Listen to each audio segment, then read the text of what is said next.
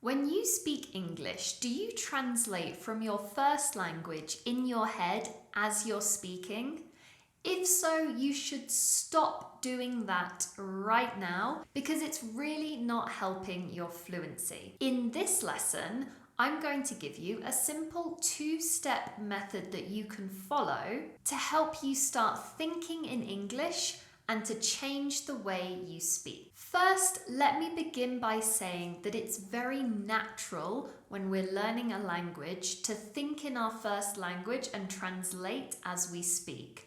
This is really normal, everyone does it, so please don't feel bad. But as you get better at a language, the aim is to move away from this method where you translate in your head to a place where you can actually think in English. The reason? It will help you become much more fluent, which is ultimately what everybody wants. Now, the key to thinking in English is to start small and build up from there. This is not a sudden change that you can make overnight. This is why I have got a two-step method for you to follow to help you start small and eventually get to a place where you are thinking in English every time you speak. Let's begin then, starting with step 1 of the two-step method. This is to think at word level. So instead of trying to change our entire thought process to think in whole sentences, we're just going to start with individual words. There are many things you can do to start thinking in English at word level. One very popular technique is to get some post-it notes or some stickers and to label every item in your house with the English word. For example, microwave, fridge, sofa, TV. You can do it all over your house. Now, the benefit of this is that you will see those labels every day and your brain will start to associate those items with the English word. Another thing I really recommend is to change the language of your phone to English. And this is really effective. Just think how many hours every day you spend looking at your phone.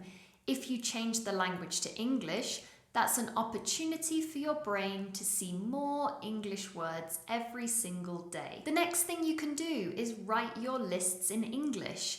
We write lists all the time. Our food shop, our to-do lists, lists of things we want to get done at work.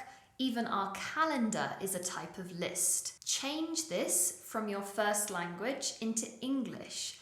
This is especially useful for your food shop. Imagine walking around the supermarket, looking at your English list. As you collect the items that you need, your brain is making connections between the English word and the item. So you're thinking in English with not very much effort. So get those lists in English every time you're writing notes or short pieces of information. That's a great opportunity to do this word level thinking. Finally, every time you see a new word that you don't know, instead of translating it into your first language, look up the word in an online dictionary and look for the definition in English.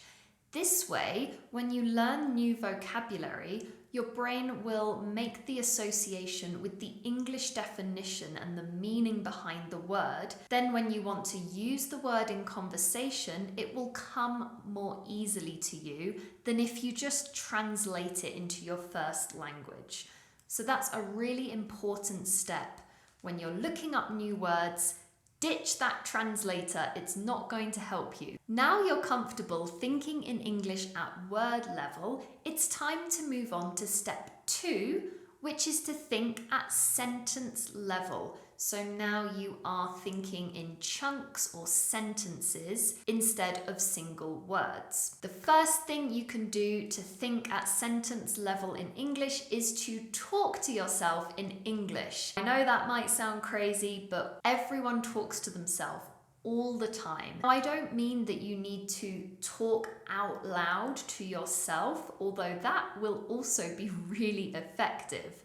No, I'm talking about your constant internal monologue that's always happening in your head. Throughout the day, try to identify moments where you can change the language of the internal monologue to English. For example, at the end of the day, when you're thinking, what will I do tomorrow?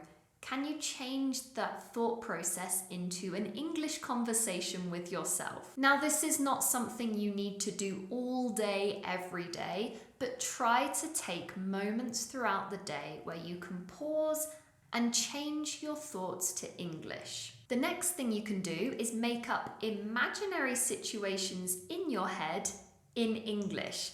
Again, this is something we do all the time. You might imagine a conversation you're going to have with a friend or family member. You might think about a difficult conversation you need to have with someone at work. When you're doing that, can you switch it and think about the conversation in English? This is another great thing you can do when you know you're going to have an English interaction. For example, you're going to an English class, or you're meeting up with an English-speaking friend. Before you go into that interaction, imagine the conversations you will have and do it in your head. This is a great way to prepare you to speak English and also switch your brain into English mode. Now, I'm also going to share you a bonus tip that will help you think in English. But before I do, an important point about the two-step method that I told you about. This method requires you to be intentional. This means you do need to make an effort. You need to change your phone to English. You need to have those conversations in your head. You could even set an alarm on your phone that reminds you, okay, for the next 2 minutes, I'm going to think in English. You need to get into the habit of doing that so that it becomes more natural to you when you are speaking in English. Now for my final bonus tip, and that is to immerse yourself in English. What does that mean? Well, it means to make as many parts of your day in English as possible. For example, you listen to the news in English. You read an article in English. You do a Google search. Do it in English. Every part of your day that can be done in English, do it. Now, the reason I recommend this is because as you add more and more moments of English into your day, it will naturally help your brain to start thinking in English. Now remember, all of these changes will not happen suddenly. You need to gradually change the way you think. Remember, your brain is a muscle. It needs repetition. You might need to remind yourself several times a day to do the actions I told you about in this two-step method. If you can be consistent and repeat enough times, I guarantee you will notice that your brain shifts and starts to think in English, and this will really help your speaking confidence and fluency. You might reach the point where you are thinking in English and you're getting more fluent, but another really common problem that many people have is that they find it difficult to actually understand native speakers in an everyday situation. Maybe you understand me in this video, but when you are in a group, you're listening to native speakers or even watching a film, it's really difficult to understand what they're saying. To help you with this problem, I really recommend my video on how to understand native speakers.